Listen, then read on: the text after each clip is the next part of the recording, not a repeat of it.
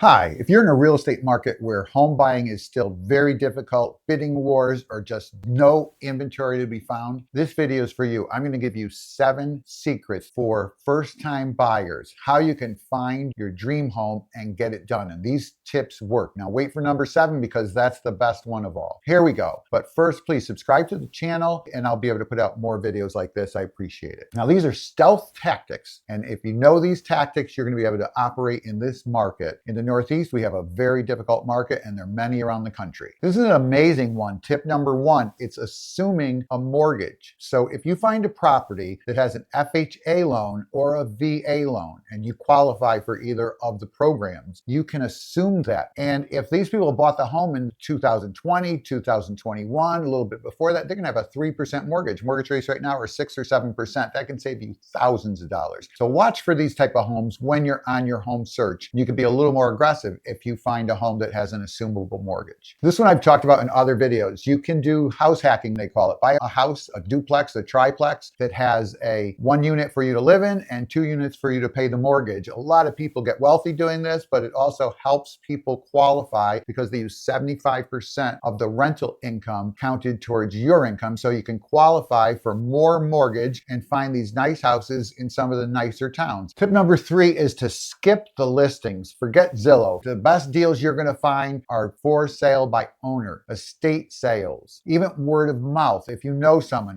some people have some tough times and have to sell their home. Some people had a family member die that have to sell their home. You put your ear to the ground. I have a client that started his whole real estate career in investing in real estate doing this exact thing. They're out there. This is a hard way to do it, but boy, you find deals that way. And these are the deals that never make it to the listing services, and you can get real good deals and you could really have a lot of upside if you're willing to do the hard work that it takes. You can ask people on Facebook. You can look for the different Facebook groups that talk about real estate. You could ask your family and friends through your social media. So just try your best to find a house. Even while you're searching with a realtor for MLS listings, try to find a house off market. This is one that people don't realize, but tip number 4 is buy off season. If you're willing to go search for a house in the dead of winter, when it's bad weather, when it's cold out, these are the times of year when there are less people shopping. Holiday seasons, right? In between Christmas and New Year's, you can get very good deals. You're going to have easier competition. There's not a lot of people purchasing at this time of year. It's not the spring rush. So that's a great time of year to look for a home. Look for homes that are sitting for 30 days or longer. Ask your realtor, do a search. Let me know the houses that are sitting. There might be some things that are unappealing. We just did a deal with a young couple. They purchased a house. It's sitting for 30 days. They put in an offer. They got the deal. So the house had a couple of little issues with water that were easily fixable, but for first-time buyers, they were scary. So the house did not sell in that 3-day period that we're seeing here in the Northeast. Do a pre-inspection. If you have access to an inspector, to somebody who's very well versed in homes and mechanicals and things like that, when you find a home that you like, ask them if you could spend a little time, get in that house for an hour and a half with your advisor, your inspector, and go through that property. A lot of times, listing agents will allow people up to an hour, sometimes even up to 2 hours in a house before you put an offer in. So you could do your own pre-inspection and then you could waive inspections when you put your offer in. It has to have certain criteria, and that's something to discuss with your realtor and with your inspector. If the house has well and septic, which a lot of small towns do, it's going to be hard to not do true inspections on those, and you're not going to be able to do that before you put an accepted offer in. But you can still waive inspections or buy as is with inspections. So you buy it as is, but you're still going to do the inspection, but you're not going to ask for anything. That's a good tactic. So number 6 is very interesting, and this goes on more and more today. So everybody who tries to buy a house, first-time buyers, you may have only 5% down. You may have only 3% down, and somebody comes in with 20%,